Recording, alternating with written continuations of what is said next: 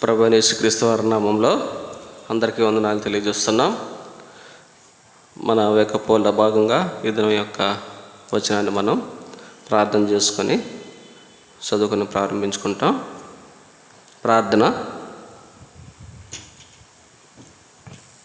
ప్రేమ నమ్మకం కలిగిన మా ప్రియ పరలోక తండ్రి, కృపా కనికరం కలిగిన దేవా, మీ మహాప్రేమను బట్టి కృపను బట్టి స్తోత్రాలు.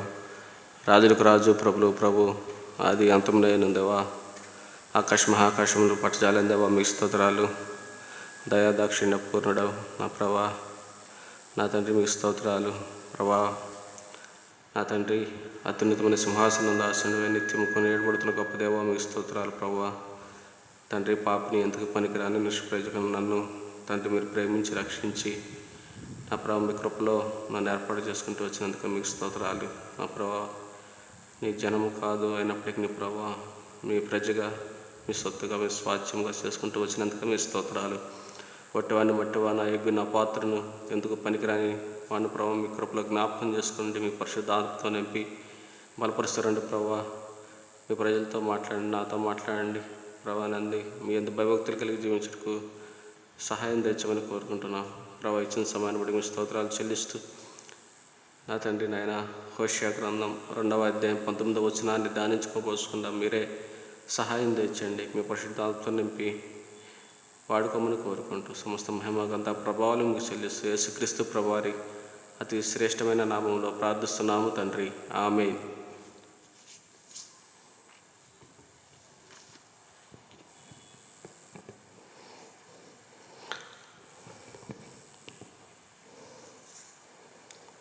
ఈరోజు మనం ధ్యానించుకోబోయే వచనం హోషేయ గ్రంథం 2వ అధ్యాయం. హోషేయ గ్రంథం 2వ అధ్యాయం 19వ వచనాన్ని చదువుకుంటాం. హోషేయ గ్రంథం 2వ అధ్యాయం 19వ వచనం. నీవు నిత్యము నాకుండునట్లుగా నేను నీతిని బట్టి తీర్పు తీర్చుట వలనను దయా దాక్షిణ్యములు చూపుట వలనను నిన్ను ప్రదానము చేసుకొందును. మన అంశం ఏంటంటే దయా దాక్షిణ్యములు చూపుట వలనను నిన్ను ప్రదానము చేసుకొందును. మనం చూసినట్లయితే ఈ యొక్క హోషేయ గ్రంథం ప్రవక్త అయినటువంటి హోషేయ ఈ గ్రంథాన్ని వ్రాస్తూ వచ్చాడు. యెహోవా దేవుడు తన ప్రజల గురించి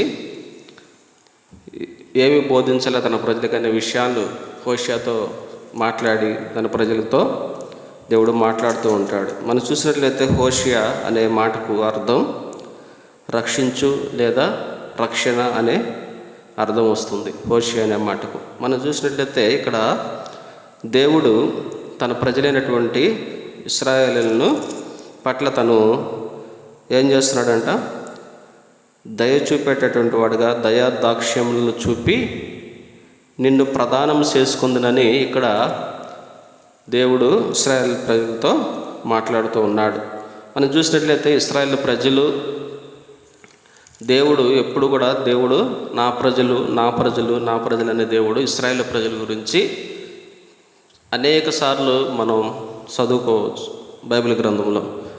ఇక్కడ చూసినట్లయితే ఇక్కడ హోషేయని దేవుడు ఏం చేయబడ్డాడంటే ఒక వ్యభిచారం చేస్తున్నటువంటి ఒక స్త్రీని వివాహం చేసుకోమని దేవుడు హోషేయతో మాట్లాడుతూ వస్తాడు.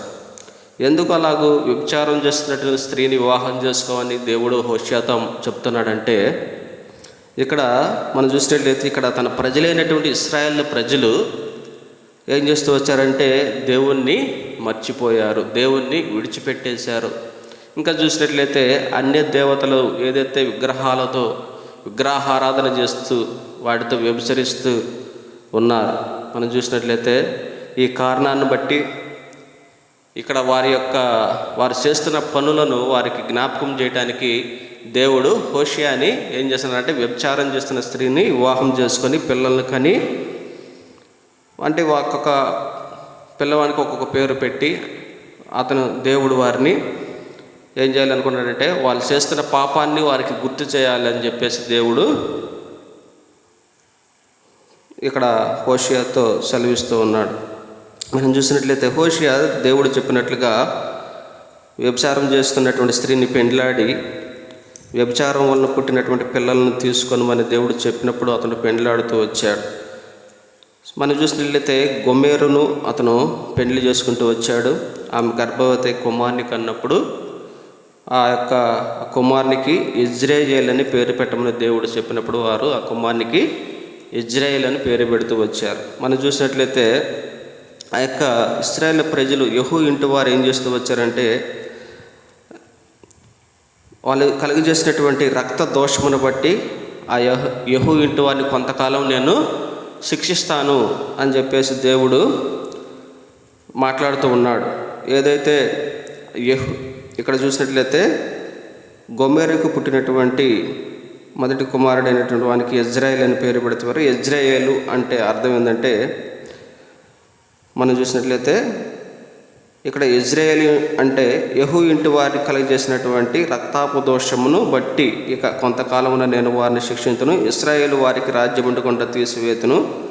ఆ దినమున నేను ఇజ్రాయేలు లోయలో ఇశ్రాయేలు వారి విల్లును విరుతును. ఇక్కడ చూస్తే ఇజ్రాయేలు వారిని ఏం చేస్తాడంటే, దేవుడు వారి యొక్క విల్లుని విరిచేటటువంటి వాడుగా ఉన్నారు. వాళ్ళ పాపాలకి శిక్ష విధించేటటువంటి వాడుగా దేవుడు ఉన్నాడు. దాని సాదృశ్యంగా అతనికి ఇజ్రాయేల్ అని పేరు పెట్టమని దేవుడు సెలవిస్తూ వచ్చారు. మనం చూసినట్లయితే ఇక్కడ ఇశ్రాయేల్ ప్రజలు ఏం చేస్తున్నారంటే వ్యభిచరిస్తూ ఉన్నారు. ఆత్మ సంబంధమైనటువంటి వ్యభిచారం అని అక్కడ దేవుని యొక్క ఉద్దేశం. ఎందుకంటే ఇశ్రాయేల్ ప్రజలు దేవుని పట్ల నమ్మక ద్రోహం జరిగించేటటువంటి వారుగా ఉంటూ వచ్చారు. మనం చూసినట్లయితే ఇంకా వారు ఆధ్యాత్మిక విషయాల్లో దేవుణ్ణి విడిచిపెట్టినటువంటి వారుగా ఉన్నారు.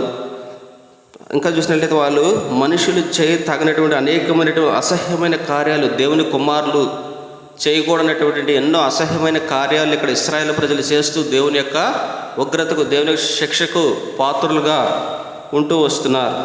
వారు ఏం చేస్తున్నారంటే దేవుని దృష్టిలో నమ్మక ద్రోహం చేసేటువంటి వారుగా ఉంటూ ఉన్నారు. కాబట్టి వారు చేస్తున్న ఈ నమ్మక ద్రోహాన్ని బట్టి, వారు చేస్తున్నటువంటి ఈ యొక్క వ్యభిచార క్రియలను బట్టి దేవుడు వారికి సాదృశ్యంగా ఉండటం కోసమై వ్యభిచారం చేస్తున్నటువంటి స్త్రీని వివాహం చేసుకోమని దేవుడు యోషియాకి సెలవిస్తూ వస్తాడు. ఆ విధంగా సెలవిచ్చి ఇక్కడ ఇశ్రాయేలీయులు చేసినటువంటి ఆ యొక్క పాపాలని, ఆ యొక్క చెడ్డ క్రియలను దేవుడు వారికి చూపిస్తూ వస్తాడు. మనం చూసినట్లయితే దేవుడు ఏం చెబుతాడంటే, ఇశ్రాయేలుని ఎంతగానో దేవుడు ప్రేమించి వారిని ఏర్పాటు చేసుకొని వాళ్ళకి ఏం చేస్తూ వచ్చాడు, ఐగుప్తు యొక్క బానిసత్వం నుంచి వారిని తప్పిస్తూ వచ్చాడు, తన ప్రజలుగా చేసుకుంటూ వచ్చాడు.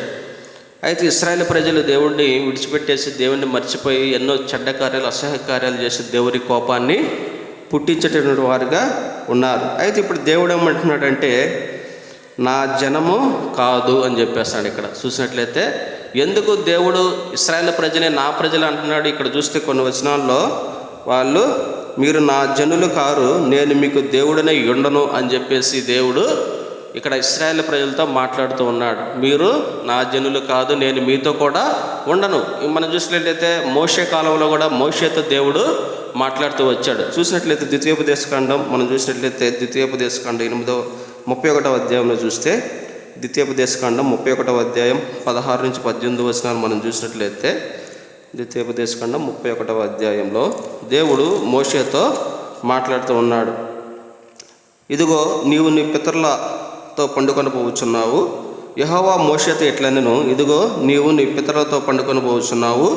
ఈ జనులు లేచి ఎవరి దేశమున తాము చేరి వారి నడుమునుందరో ఆ జనుల మధ్యను వ్యభిచారులై ఆ అన్యుల దేవతల వెంట వెళ్ళి నన్ను విడిచి నేను వారితో చేసిన నిబంధనలు మీరుదురు.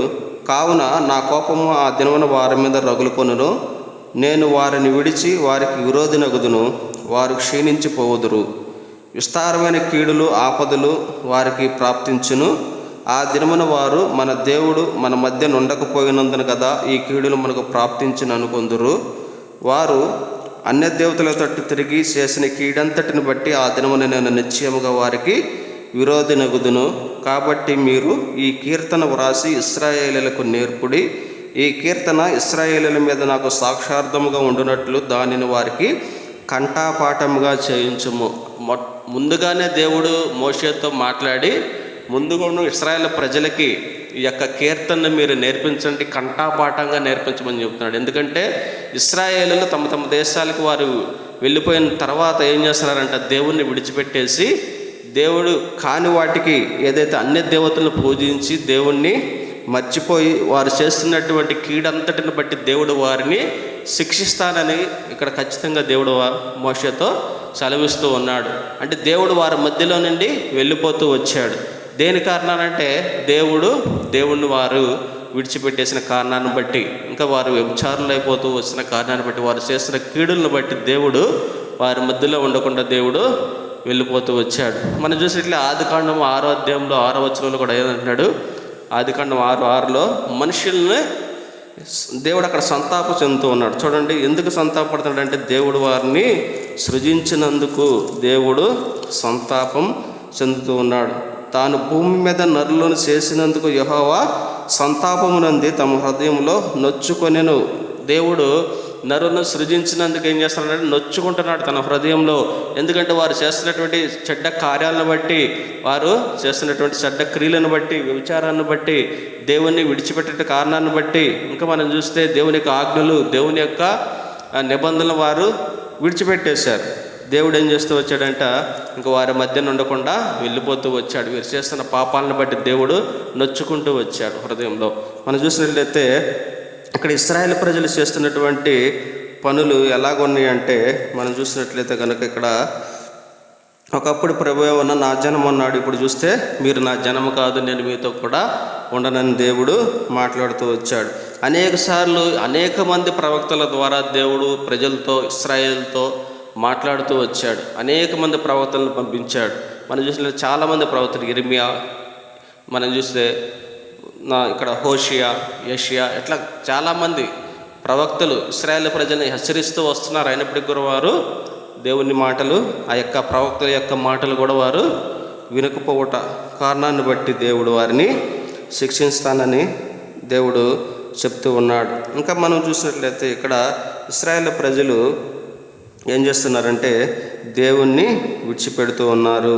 ఇంకా దేవుడు ఇచ్చినటువంటి ఆ ఫలాలు ఏదైతే వారు పొందుకుంటూ ఉన్నారు, కానీ వారు దేవుళ్ళు కాని వాటికి వారు పూజిస్తూ ఉన్నాడు. అయినప్పటికీ కూడా దేవుడు వారిని కరుణిస్తూనే ఉన్నాడు. చూడండి, 3వ అధ్యాయంలో మనం చూస్తే, మరియు యెహోవా నాకు సెలవిచ్చినదేమనగా, ఇశ్రాయేలీయులు ద్రాక్ష పండ్ల అడలను కోరి ఇతర దేవతలను పూజించినను యెహోవా వారిని ప్రేమించినట్లు. ఏం చేస్తున్నాడు, ఈ ద్రాక్ష పండ్ల అడలను వారు కోరుకున్నాడు, దేవుడు వారికి ఇచ్చాడు. కానీ వీళ్ళు ఏం చేస్తున్నారంట, ఇతర దేవతలను పూజిస్తున్నారు. అయినప్పటికీ కూడా దేవుడు వారిని ప్రేమిస్తున్నాడు. కాబట్టి దాని సాదృశ్యంగా మీరేం చేయాలని చెప్తాడంటే, హోషేయాకు దేవుడు ఇక్కడ ప్రేమించినట్లు, దాని ప్రియునికి ఇష్టరాలై వ్యభిచారణీయకు దాని యొద్దకు నీవు పోయి దానిని ప్రేమించము. అంటే ఇక్కడ వ్యభిచారంలో ఉన్నటువంటి, పాపంలో ఉన్నటువంటి యొక్క ఇశ్రాయేలు ప్రజల్ని దేవుడు ప్రేమిస్తూ వచ్చాడు. వారి కోరుకున్న దాన్ని దేవుడు వారికి అనుగ్రహిస్తూ వచ్చాడు. అయినప్పటికీ వారు ఏం చేస్తున్నారంటే దేవుణ్ణి మర్చిపోతున్నారు. దేవుని కాని వారి విగ్రహాలకు వాళ్ళు దాసులుగా జీవిస్తూ ఉన్నారు.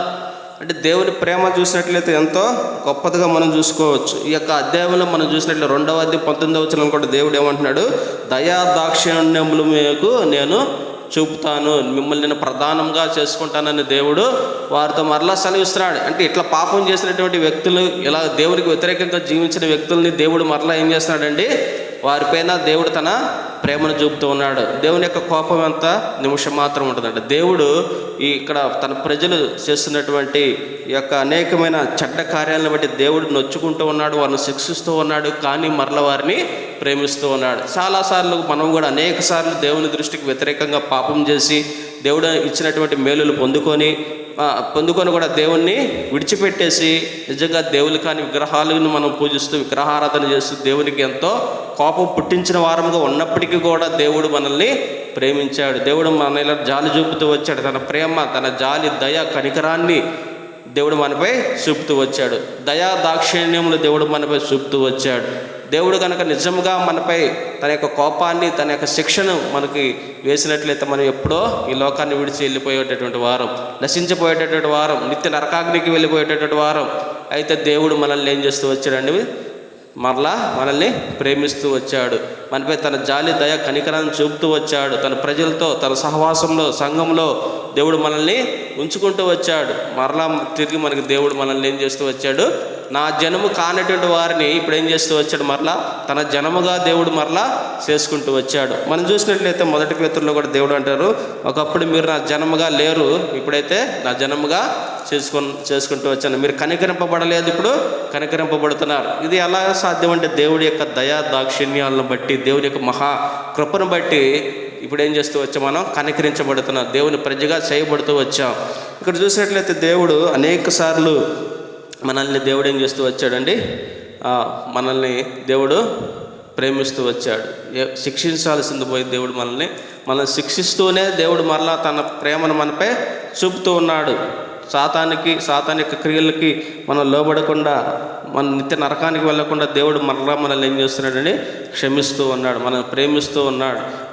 మనం చూసినట్లయితే దేవుడు ఎన్నోసార్లు తన ప్రజలని, అంటే తను పిలుచుకున్నటువంటి తన ప్రజల పట్ల తను ఎంతో ప్రేమ, జాలి, దయ, కనికరం కలిగినటువంటి వాడుగా ఉన్నాడు. కాబట్టి ఇక్కడ ఇశ్రాయేలు ప్రజలను దేవుడు ఏం చేస్తున్నాడంటే, చూడండి ఇక్కడ మనం చూస్తే 2వ అధ్యాయం 23వ వచనంలో, నేను దానిని భూమి యందు నా కొరకే విత్తుదును, జాలి నొందని దాని యందు నేను జాలి చేసుకొందును, నా జనము కాని వారితో మీరే నా జనము నేను చెప్పగా వారు నీవే మా దేవుడు అని అందురు, ఇదే యెహోవా వాక్కు. ఇక్కడ ఏం చేస్తున్నాడంటే దేవుడు, జాలి నొందని దానిని నేను జాలి చేసుకొందును. మన జాలి నొందని వారం ఎలాంటి వారం అంటే, మనం జాలి నొందని వారం. ఎందుకంటే అంత ఘోరమైన పాపాలు చేస్తూ వచ్చాం. మనం జాలి నొందని వారం, దేవుని శిక్షకు పాత్రలం. అయితే దేవుడు ఏమంటున్నాడు, ఇప్పుడు మరలా నేను జాలి కలగజేసుకుంటానని మన పట్ల దేవుడు మాట్లాడుతున్నాడు. తన జనముగా మరలా చేసుకుంటా అన్నాడు. మీ దేవుడుగా నేను ఉంటానని దేవుడు సెలవిస్తూ ఉన్నాడు. మరలా మన మధ్యలో నివసిస్తానని దేవుడు సెలవిస్తూ ఉన్నాడు.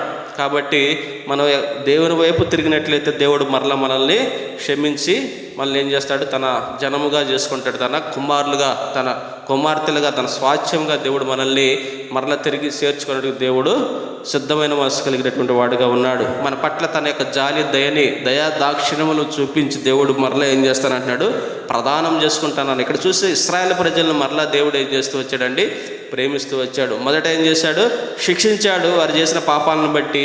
తర్వాత దేవుడు మరలా వారిని ప్రేమించి వారిపై దయా దాక్షిణ్యములు చూపించి వారి ఎందుకు జాలిపడి ఇంకా చూసినట్టు కనికరం చూపించి నా ప్రజ కాదన్నాడు, ఇప్పుడు తన ప్రజగా మరలా చేసుకుంటూ వచ్చాడు. వారి మధ్యలో నుండి వెళ్ళిపోతానన్న దేవుడు మరలా వారి మధ్యలో నేను ఉంటానని దేవుడు సెలవిస్తూ వచ్చాడు.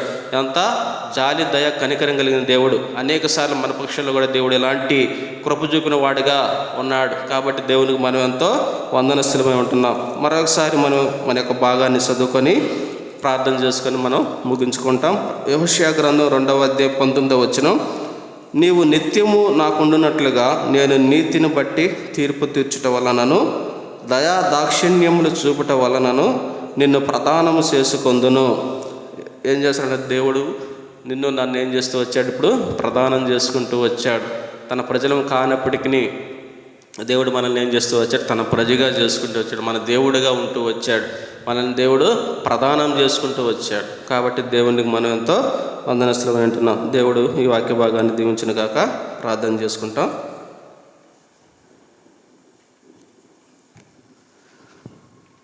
ప్రేమ నమ్మకం కలిగిన మా ప్రియ పరలోక తండ్రి, కృపా కనికరం కలిగిన దేవా, మీ మహాప్రేమను బట్టి కృపను బట్టి స్తోత్రాలు. రాజులకు రాజు, ప్రభులు ప్రభు, ఆది అంతమునైన దేవా, ఆకాశములు పట్టుజాలని దేవా, మీకు స్తోత్రాలు తండ్రి. మరియు సారి నీ పాద సన్నిధిలో చేరి మిమ్మల్ని స్థుతించే కనపరిచే భాగ్యం ఇచ్చినందుకే ఎంతో వందనాలు ప్రభా. నా తండ్రి, దౌర్భాగ్యాన్ని, ఎన్నికలేని వాడిను, తృణీకరింపబడిన వాడిను, ఎన్నోసార్లు ప్రభా నేను ఇప్పుడు ఇశ్రాయేలు వలె నా ప్రభా వ్యభిచరిస్తూ, నా తండ్రి పాపం చేస్తూ, మీకు విరోధంగా నా తండ్రి జీవిస్తూ, నా తండ్రి నాయన మీ మాట వెనక నా తండ్రి లోకంలో నా తండ్రి నాయన లోక స్నేహం కలిగి జీవిస్తూ మిమ్మల్ని ఎంతో దుఃఖపెట్టిన వాడుగా ఉన్నప్పటికీ తండ్రి, నన్ను శిక్షించినప్పటికీ కూడా మరలా ప్రభా మీ ప్రేమ చూపించి, కనికరించి, జాలి చూపించి, దయాదాక్షిణ్యములు నాపై ఉంచి ప్రభా ప్రదానం చేసుకుంటూ వచ్చినందుకే మీకు స్తోత్రాలు. నా ప్రభా నా తండ్రి, ఎంతో గొప్ప దేవుడు, కనికరం కలిగిన దేవా మీకు స్తోత్రాలు. దయాదాక్షిణ్య పూర్ణుడా మీకు స్తోత్రాలు. నా తండ్రి నైనా మరి మీ దినమంతా కూడా మీ కాపుదల భద్రతలో కాపాడు రక్షించండి ప్రభా. అలాగే నా తండ్రి సాయంకాలం జరుగుతున్నటువంటి రాత్రి 7 గంటలకు నా బైబిల్ స్టడీలో కూడా మీరే మహిమ పొందండి. నిలబడే మీ దాసుని కూడా మీ ఆత్మతో నింపండి. అనేక మంది నా తల్లి మీ ఇంటికి రాగలుగుతూ కూడా సహాయం దయచేయండి. మీ కార్యం జరిగించమని కోరుకుంటూ వచ్చే ప్రభుత్వం వరకు కూడా మీ కావతల భద్రత దయచేయమని కోరుకుంటూ సమస్త మహిమ అంతా ప్రభావాలు చెల్లిస్తూ యేసుక్రీస్తు ప్రభువారి శ్రేష్టమైన ఘనమైన శక్తి గల నామంలో ప్రార్థిస్తున్నాము తండ్రి, ఆమేన్. అందరికీ వందనాలు.